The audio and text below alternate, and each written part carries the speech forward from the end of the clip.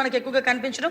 ముఖ్యంగా మనం ఇక్కడ చూసుకుంటే అధ్యక్ష 1972 కాల్ సెంటర్కి కనుక ఇలాంటివి ఎక్కడైనా పిల్లలు దొరికినా లేకపోతే పిల్లలు యూజ్ చేసినట్టుగా కనిపించినా కంపల్సరీగా టోల్ ఫ్రీ నెంబర్కి 1972కి ఏర్పాటు చేసినా కూడా అధ్యక్ష ఇమీడియట్గా వాళ్ళ మీద సర్వేలెన్సెస్ ఏర్పాటు చేసుకుని ఒక గైడ్ లైన్స్ కూడా ఇస్తాం అధ్యక్ష. ఇంకా ఎక్కడైనా ఈ మెడికల్ షాప్స్ గురించి అన్నారు, డెఫినెట్గా మేము ఒకసారి డిస్కస్ చేసుకొని దాని మీద ఎలాంటి చర్యలు తీసుకోవాలనే దాని మీద కూడా ఒకసారి డిస్కస్ చేసుకొని దాని మీద కూడా చర్యలు తీసుకుంటాం అధ్యక్ష. ఓవరాల్గా ఈ గంజాయి నిర్మూలనలో మన రాష్ట్ర ప్రభుత్వం ఎన్ని చర్యలు తీసుకున్నప్పటికీ కూడా మనలో ఉన్న అవేర్నెస్ కానీ మన ఇక్కడున్న సభ్యులు అందరూ కూడా దీని మీద ఫోకస్ పెట్టి మనం నియంత్రణకి మనందరం కూడా ప్రతి చెయ్యి కలపాలని మాత్రం మనస్ఫూర్తిగా తెలియజేసుకున్నాను అధ్యక్ష. ధన్యవాదాలు అధ్యక్ష. ఇది మంత్రి గారి సమాధానం తర్వాత మళ్ళీ మీరు ఇంకో ప్రశ్న వేస్తారా? సరే.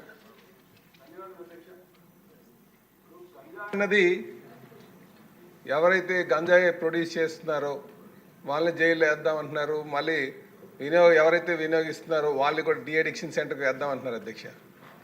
నేను అన్నది ఏంటంటే ప్రొడ్యూసర్ దగ్గర నుంచి ఎండ్ యూజర్ వరకు తీసుకొచ్చడానికి కొరియర్స్ ఉన్నారు. వారు డబ్బులు సంపాదనని సులువుగా సంపాదించవచ్చు అని ఈ మార్గాన్ని ఎన్నుకుంటున్నారు అధ్యక్ష. అల్టిమేట్గా వాడు ఆస్తి సంపాదిద్దామని ఉద్దేశంతోనే ఉన్నాడు వీడికి, ఎందుకంటే వాడు యూజ్ చేయడు కానీ యూజ్ చేసేటట్టు చేస్తాడు. అలా డబ్బు సంపాదించినటువంటి వారి మీద ఎటువంటి చర్యలు తీసుకోవాలి? మీరు అందుకే నేను అన్నట్టే యూపీ గవర్నమెంట్ చాలా ప్రత్యేకమైనటువంటి చట్టం తీసుకొచ్చింది అధ్యక్ష. వాళ్ళ ఇల్లులు డిమాలిషన్ చేస్తున్నారు. మనం ఆస్తులు కాన్ఫిస్కేట్ చేస్తే తప్ప ఇలాంటి వాటిని కంట్రోల్ చేయలేం అధ్యక్ష. డీఅడిక్షన్ సెంటర్ పెట్టచ్చు, ఈగిల్స్ని పెట్టచ్చు. ఇప్పుడు అదే యంత్రాంగం ఉంది ఇక్కడ. యంత్రాంగం గత 5 సంవత్సరాలుగా యంత్రాంగం ఉంది, కళ్ళు మూసుకొని కూర్చుంది. పాలించినటువంటి నాయకులు అలాగే ఉన్నారు. కనుక దీని మీద మనం చాలా కఠినటువంటి చర్యలు తీసుకోవాల్సినటువంటి అవసరం ఉందని చెప్పేసి ఈ సందర్భంగా తెలియజేస్తున్నాం అధ్యక్ష. చాలా దారుణమైనటువంటి పరిస్థితుల్లో ఉన్నారు అమ్మాయిలను కూడా అధ్యక్ష. వీళ్ళు అలవాటు చేస్తున్నారు. సమాజం మనం రేపు బాధపడేటువంటి పరిస్థితిలో ఉంది. కనుక వాళ్ళ ఆస్తుల్ని కాన్ఫిస్కేట్ చేసి డిమాలిష్ చేయాల్సినటువంటి అవసరం ఉంది. దాని మీద చర్యలు తీసుకోవాలని చెప్పి తెలియజేస్తున్నాను అధ్యక్ష.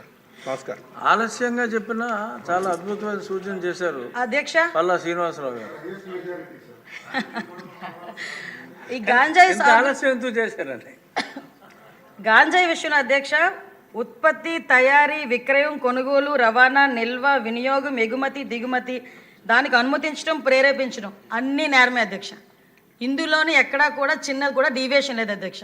గాంజాయి చేతిలో ఉన్నా కూడా అది కూడా నేరమే, ప్రేరేపించినా కూడా నేరమే, వాళ్ళు తీసుకోకపోయినా వెళ్ళి ట్రాన్స్పోర్ట్ చేసినా కూడా నేరమే.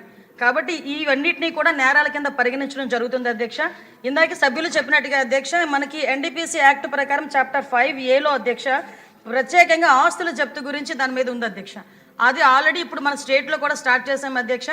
ఆస్తులు ఇప్పుడు మనకి ఫైనాన్షియల్ ఇన్వెస్టిగేషన్లో అధ్యక్ష ఆస్తుల జప్తును కూడా ప్రత్యేకంగా తీసుకొని ఆల్రెడీ మనం ఈ 4 నెలల్లోని 2 చోట్ల, ఒకటి అనకాపల్లిలో ఒకటి విజయనగరంలో ఒకటి, ఇలాగే ఆస్తులు కూడా జప్తు చేయడం జరిగింది అధ్యక్ష.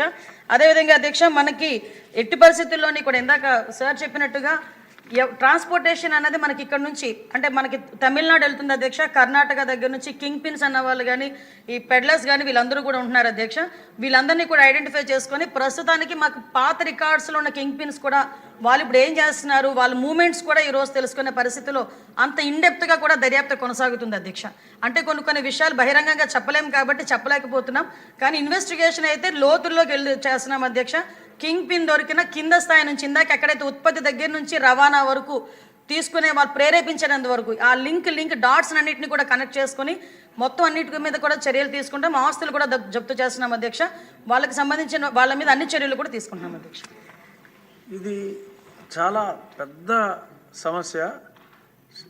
పల్లా శ్రీనివాస్ గారు సూచించినట్టు ఆ ఉత్తరప్రదేశ్ చట్టం ఏంటో కూడా స్టడీ చేసి అదేమన్నా మనం అడాప్ట్ చేసుకుంటానికి వీలవుతుందేమో.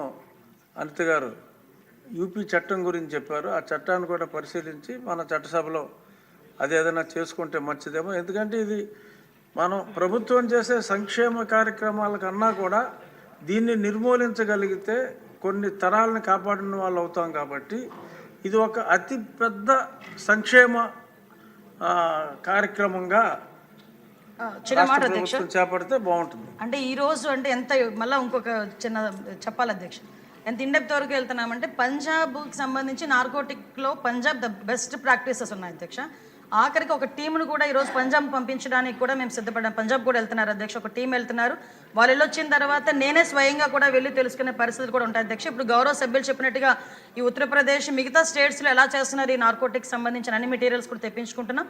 అదేవిధంగా ఇంటర్ స్టేట్ సంబంధించిన హోంమంత్రిత్వ శాఖలు అందరితోని కూడా వాళ్ళ డీజీపీస్తో అందరితోని కూడా వైజాగ్లో ఒక మీటింగ్ ఏర్పాటు చేసుకోవడానికి కూడా, అంటే ఎలక్షన్ కోడ్ ఉందని పెట్టలేదు అధ్యక్ష, ఎలక్షన్ కోడ్ అయిపోయిన వెంటనే ఆ మీటింగ్ కూడా వైజాగ్లోనే ఏర్పాటు చేసుకునే పరిస్థితులు కూడా కల్పిస్తున్నాం అధ్యక్ష.